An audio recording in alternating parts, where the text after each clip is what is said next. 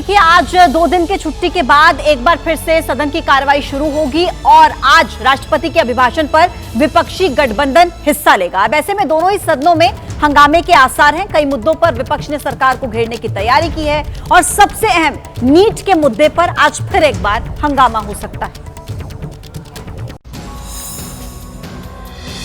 विपक्ष लगातार NEET paper leak मामले में सरकार पर हमलावर है, लिहाजा आज 2 दिन के अवकाश के बाद संसद की कार्यवाही फिर से शुरू हो रही है।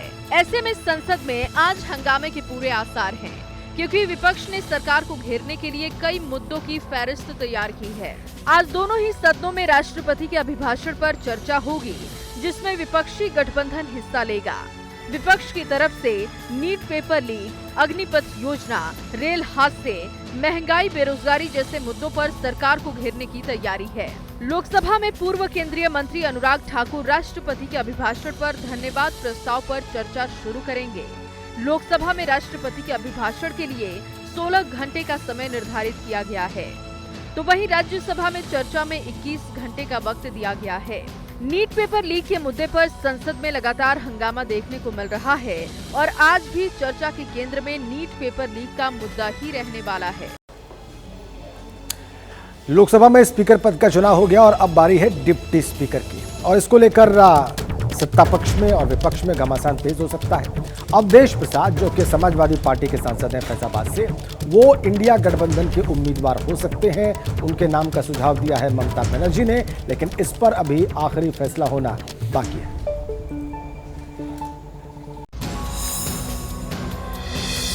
अयोध्या, जो फैजाबाद लोकसभा सीट के तहत आती है, और इसी सीट से समाजवादी पार्टी के सांसद हैं अवधेश प्रसाद, जो लोकसभा चुनाव के नतीजों के बाद सबसे ज्यादा चर्चा में हैं। लोकसभा में जो अवधेश प्रसाद अखिलेश यादव के सबसे ज्यादा करीब नजर आ रहे हैं, अब वो अवधेश प्रसाद डिप्टी स्पीकर के रेस में सबसे आगे हैं। सूत्रों का दावा है कि ममता बनर्जी ने डिप्टी स्पीकर पद के लिए अवधेश प्रसाद के नाम का सुझाव दिया है। हालांकि इससे लेकर अंतिम फैसला नहीं हुआ है। कांग्रेस की तरफ से के सुरेश के नाम की चर्चा है, लेकिन ममता के प्रस्ताव ने कांग्रेस की इस प्लानिंग पर पानी फेर दिया है। अवधेश प्रसाद फैजाबाद से समाजवादी पार्टी के सांसद हैं और के सुरेश की तरह ही दलित समाज से आते हैं। राम मंदिर के बनने के बाद भी अयोध्या से उन्होंने बीजेपी के लल्लू सिंह को हराया था, लेकिन बीजेपी का मानना है कि अवधेश प्रसाद डिप्टी स्पीकर के आसपास भी नहीं है। मुझे नहीं लगता कि पांची साहब कहीं लोकसभा के स्पीकर के आसपास है। देखिए, अभी सावन शुरू होने में 22 दिन का समय बाकी है, लेकिन उससे पहले ही सियासत शुरू हो चुकी है। लखनऊ में आला अधिकारियों के साथ मुख्यमंत्री योगी आदित्यनाथ ने समीक्षा बैठक की और कांवड़ यात्रा की तैयारियों को लेकर तमाम निर्देश दिए, जिस पर नगीना से सांसद चंद्रशेखर आजाद ने सवाल उठाए। उन्होंने कहा कि जब कांवड़ यात्रा के लिए रास्ते बंद किए जा सकते हैं, बंद किए जा सकते हैं, तो फिर आखिर नमाज पढ़ने के लिए क्यों नहीं।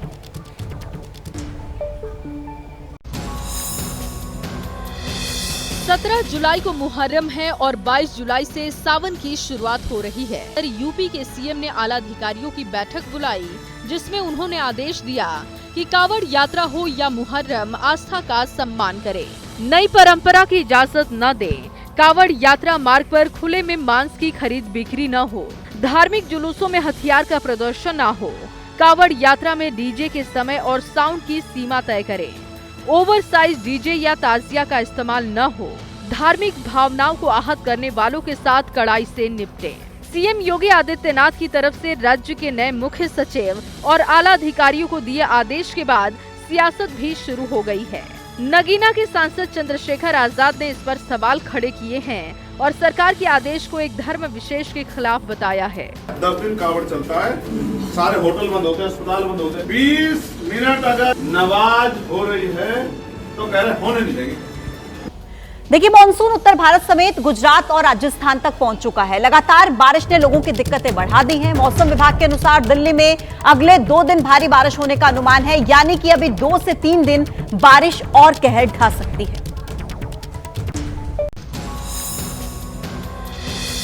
समूचे उत्तर भारत, पूर्वी और पूर्वोत्तर में बारिश का कहर बरपा है। गुजरात में हाल बेहाल है। भारी बारिश की वजह से सूरत, भुज, वापी, भरूच और अहमदाबाद के कई इलाकों में जलभराव हो गया है।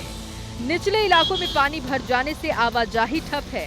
राज्य में रविवार को 10 घंटे में 153 मिलीमीटर बारिश हुई। दिल्ली में भी आज से 2 दिनों तक भारी बारिश के आसार हैं। मॉनसून से एक दिन पहले हुई बारिश से दिल्ली भी पानी पानी हो गई थी। एक दिन में ही 228 मिलीमीटर बारिश से हर तरफ जल भराव हो गया। राजस्थान के कई हिस्सों में लगातार बारिश हो रही है। मौसम विभाग ने अगले 4 से 5 दिनों में कई हिस्सों में भारी बारिश का अनुमान जाहिर किया है। दक्षिण पश्चिम मानसून पूर्वी उत्तर प्रदेश के बाकी हिस्सों और पश्चिमी यूपी के कुछ इलाकों में आगे बढ़ गया है, जिससे अगले 2 दिनों में भारी बारिश होने का अलर्ट है। पूर्वी यूपी की नदियों का जलस्तर लगातार बढ़ता जा रहा है।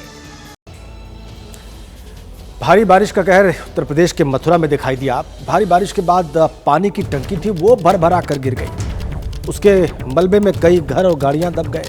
2 लोगों की मौत की खबर है, कई लोग इसमें घायल बताए जा रहे हैं। और इस हादसे के बाद मुख्यमंत्री योगी आदित्यनाथ ने इस पूरे मामले की जांच के आदेश दिए। मथुरा में पिछले 2 दिनों से बारिश हो रही थी। इसी बीच रविवार की शाम आवास विकास कॉलोनी कृष्णा विहार इलाके में पानी की टंकी अचानक भरभरा कर गिर गई। घटना के बाद से वहां अफरा तफरी फैल गई। टंकी के मलबे से कई घरों और गाड़ियों को नुकसान पहुंचा। वहां पुलिस प्रशासन के आला अधिकारी पहुंचे। रेस्क्यू ऑपरेशन में पुलिस और एनडीआरएफ को लगाया गया। रेस्क्यू ऑपरेशन में सेना की भी मदद ली गई। बारिश की वजह से टंकी के भरभरा कर गिर जाने की वजह से कई सवाल खड़े हो रहे हैं। टंकी का निर्माण 2021 में हुआ था। महज 3 साल में टंकी गिर गई, जिसकी जांच कराने की बात हो रही है। गंभीरता से इस पूरे प्रकरण को लिया गया है। तो जिलाधिकारी को आदेशित किया है कि तुरंत एफआईआर हो, जो भी इसका कॉन्ट्रैक्टर है। सीएम योगी आदित्यनाथ ने इस मामले का संज्ञान लिया है। डीएम को जांच करने का आदेश दे दिया गया है। मृतकों के परिजनों को 2-2 लाख और गंभीर रूप से घायलों को 50-50 हजार की तत्काल सहायता देने का ऐलान किया गया। आईसीसी T20 वर्ल्ड कप जीतने वाली टीम इंडिया पर इनामों की बारिश होने लगी है। दरअसल बीसीसीआई की तरफ से 125 करोड़ रुपए देने का ऐलान किया गया है और इससे पहले आईसीसी की तरफ से भी तकरीबन 20 करोड़ रुपए की इनाम राशि मिली है। T20 वर्ल्ड कप जीतने वाली टीम इंडिया पर इनामों की बारिश होने लगी है। 13 साल के बाद इंटरनेशनल क्रिकेट में वर्ल्ड कप की ट्रॉफी उठाने वाली रोहित शर्मा की अगुवाई वाली टीम के लिए बीसीसीआई ने खजाने खोल दिए हैं। बीसीसीआई सचिव जय शाह ने ऐलान किया कि वर्ल्ड कप जीतने वाली टीम को 125 करोड़ रुपए की इनाम राशि दी जाएगी। वर्ल्ड कप विजेता को आईसीसी की तरफ से 20 करोड़ 42 लाख रुपए मिले हैं। बीसीसीआई सेक्रेटरी जय शाह ने सोशल मीडिया एक्स पर पोस्ट कर कहा कि मुझे आईसीसी मेंस T20 विश्व कप 2024 जीतने के लिए टीम इंडिया के लिए 125 करोड़ की पुरस्कार राशि की घोषणा करते हुए खुशी हो रही है। पिछले साल वनडे वर्ल्ड कप के फाइनल में हारने वाली टीम के मेंबर मोहम्मद शमी ने टीम इंडिया की इस कामयाबी पर खुशी का इजहार किया है। लोगों की दुआएं और लड़कों की मेहनत वो रंग लाई और ट्रॉफी अपने घर आई और लड़कों ने परफॉर्म किया है, काबिल तारीफ है। तो और एक बड़ी खबर सबसे पहले आपको देते हैं। दिल्ली में नए क्रिमिनल लॉ के तहत एफआईआर होने की खबर सामने आ रही है। नए क्रिमिनल लॉ के तहत एफआईआर दर्ज की गई है। दिल्ली के कमला मार्केट थाने में ये एफआईआर दर्ज हुई है। ये इस वक्त की बड़ी खबर। 3 नए क्रिमिनल लॉ लागू किए गए हैं आज से और इसके तहत ये एफआईआर दर्ज की गई है। मेरे सहयोगी मनोज वर्मा फोन लाइन पर है ज्यादा जानकारी के साथ। मनोज, ये पहली एफआईआर है नए क्रिमिनल लॉ के तहत और क्या ये पूरा मामला है, बताएं हमारे दर्शकों को। जी बिल्कुल, देखिए आपको बताना चाहूंगा कि ये सेंट्रल दिल्ली के कमला मार्केट थाने का ये मामला है, जिसमें पहली एफआईआर भारतीय न्याय संहिता के तहत दर्ज की गई है। दरअसल देर रात को कुछ पुलिसकर्मी पेट्रोलिंग कर रहे थे और पेट्रोलिंग करते वक्त उन्होंने देखा कि एक शख्स ने बीच सड़क पर रेलवे स्टेशन के पास एक रेहड़ी लगा रखी है, जिस पर वो कुछ सामान बेच रहा था। जब उसको वहां से जाने के लिए कहा गया तो वो नहीं गया। कई बार पुलिसकर्मियों ने कहा कि आप वहां से चले जाएं, क्योंकि उसकी रेहड़ी की वजह से बहुत ज्यादा लोगों को दिक्कत और परेशानियों का सामना करना पड़ रहा था। जब वो वहां से नहीं गया तब उसके खिलाफ धारा 285 के तहत एफआईआर दर्ज की गई है और जांच जो है पुलिस ने शुरू कर दी है। तो आपको बताना चाहूंगा कि कमला मार्केट पुलिस स्टेशन में ये नए कानून के तहत पहला मामला सेंट्रल दिल्ली के कमला मार्केट में पहला मामला दर्ज किया गया है। शुक्रिया मनोज अपडेट्स के लिए। तो देखिए, आज से ही 3 नए क्रिमिनल लॉज लागू हुए हैं और इसी के तहत ये पहली एफआईआर दर्ज की गई है। आगे बढ़ेंगे, जम्मू कश्मीर से इस वक्त की बड़ी खबर आपको दें। सोपोर में जम्मू कश्मीर पुलिस को बड़ी सफलता हासिल हुई है। दरअसल पुलिस ने सोपोर से आतंकियों का सहयोगी गिरफ्तार कर लिया और उसके पास से पुलिस ने भारी संख्या में हथियार और गोला बारूद बरामद किए हैं। बड़ी सफलता जम्मू कश्मीर में, जहां सोपोर इलाके में देखिए आतंकियों का सहयोगी पुलिस ने गिरफ्तार कर लिया है और साथ ही में उसके पास से हथियार और गोला बारूद भी बरामद किए गए हैं, जिसकी संख्या काफी ज्यादा बताई जा रही है। सोपोर इलाके में तस्वीर आपके सामने, जम्मू कश्मीर पुलिस को यह बड़ी कामयाबी। आतंकियों का सहयोगी जो सहयोग करता था, आतंकियों को मदद पहुंचाता था, वो गिरफ्तार कर लिया गया है और उसके पास से गोला बारूद और हथियार भी बरामद किए हैं बड़ी संख्या में। ये तस्वीर आप देख लीजिए, जहां सोपोर इलाके में ये बड़ी सफलता पुलिस को हासिल हुई। तो देखिए, 2 दिन की छुट्टी के बाद फिर से आज एक बार संसद की शुरुआत होने जा रही है और आज संसद में फिर से हंगामे के पूरे आसार। अभी तक ऐसा कोई एक दिन नहीं बीता जब हंगामा ना हुआ हो। वैसे तो संसद के अंदर ही नहीं बल्कि बाहर भी हंगामा जारी है। AIM सांसद असदुद्दीन ओवैसी ने संसद में शपथ के वक्त जय फिलिस्तीन का नारा लगाया था और तभी से राजनीति गरमाई हुई है।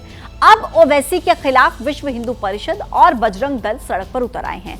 दिल्ली के जंतर मंतर पर जोरदार प्रोटेस्ट किया है और असदुद्दीन ओवैसी की सदस्यता रद्द करने की मांग भी की है। इस रिपोर्ट में आप देखिए।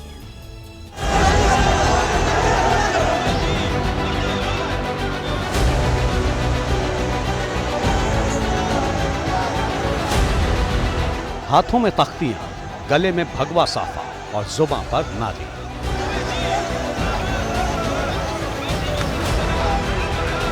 संसद में फिलिस्तीन की जयकार करने वाले हैदराबादी भाईजान के खिलाफ जब बजरंग दल के कार्यकर्ता सड़क पर उतरे तो ऐसी ही तस्वीरें सामने आई।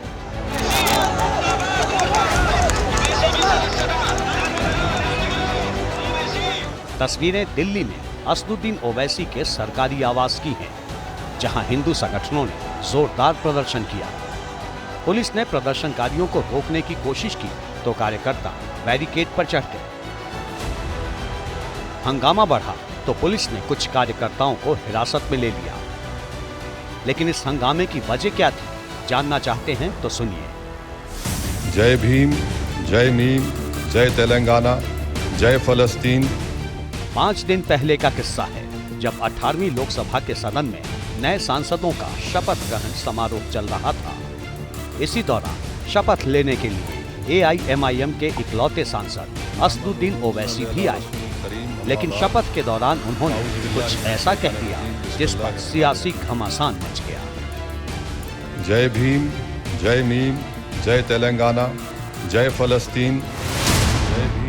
जय भीम, जय मीम और जय तेलंगाना तक तो ठीक था, लेकिन जैसे ही ओवैसी ने जय फिलिस्तीन बोला तो सदन में मौजूद बीजेपी सांसदों की त्योरियां चढ़ गईं। ओवैसी का जमकर विरोध हुआ, लेकिन हैदराबादी भाईजान ने राष्ट्रपिता महात्मा गांधी के बयान का हवाला दे दिया।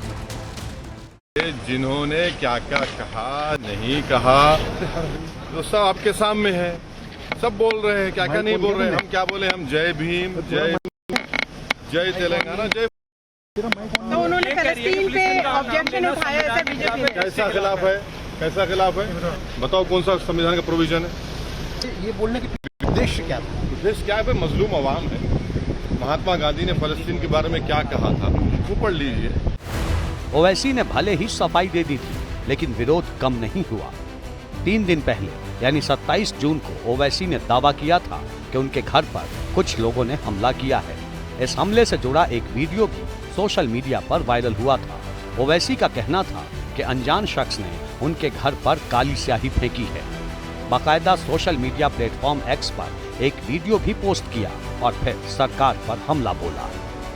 ये सब लोग रेडिकलाइज हो चुके हैं और इजराइल का फ्लैग लेकर आते हैं, धमकी देते हैं।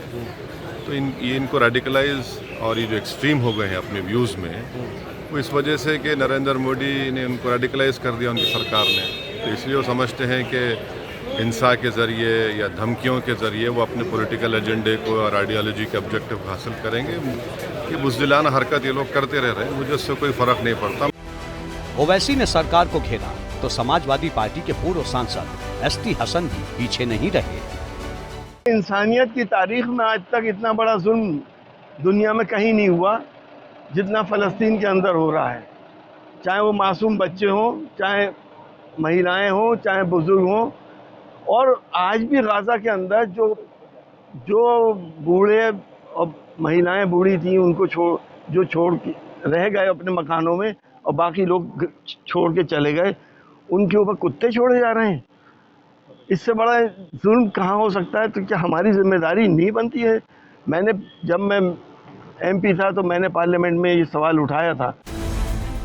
एसटी हसन की तरह ही ओवैसी भी मंझे हुए नेता हैं, कब कहां और क्या बोलना है बखूबी जानते हैं। लेकिन संसद में किसी पराये मुल्क की जयकार से हैदराबादी भाईजान ने बड़े विवाद को हवा दी। वैसे बता दें कि ओवैसी 5वीं बार चुनाव जीतकर संसद पहुंचे हैं। जय फलस्तीन। ओवैसी ने हैदराबाद लोकसभा सीट से लगातार 5वीं बार जीत दर्ज की है। ओवैसी को इस बार कुल 6,61,981 वोट मिले और उन्होंने बीजेपी की माधवी लता को 3,38,087 वोटों से मात दी। इससे पहले 2019 के चुनाव में ओवैसी ने कुल 58.95% वोट शेयर के साथ जीत दर्ज की थी।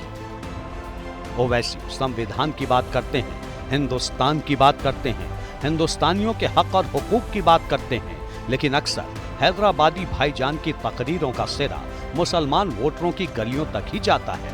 मुस्लिम वोटों की एक मुश्त ठेकेदारी का दावा करने वाले ओवैसी कई बार बेहद हंगामाखेज बयानों से भी गुरेज नहीं करते।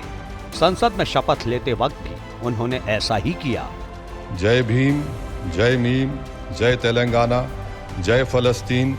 यही वजह है कि संसद से सड़क तक हैदराबादी भाईजान के खिलाफ विरोध प्रदर्शन हो रहे हैं। दिल्ली में हुआ ये हंगामा भी ओवैसी की सियासत का ही साइड इफेक्ट कहा जा सकता है।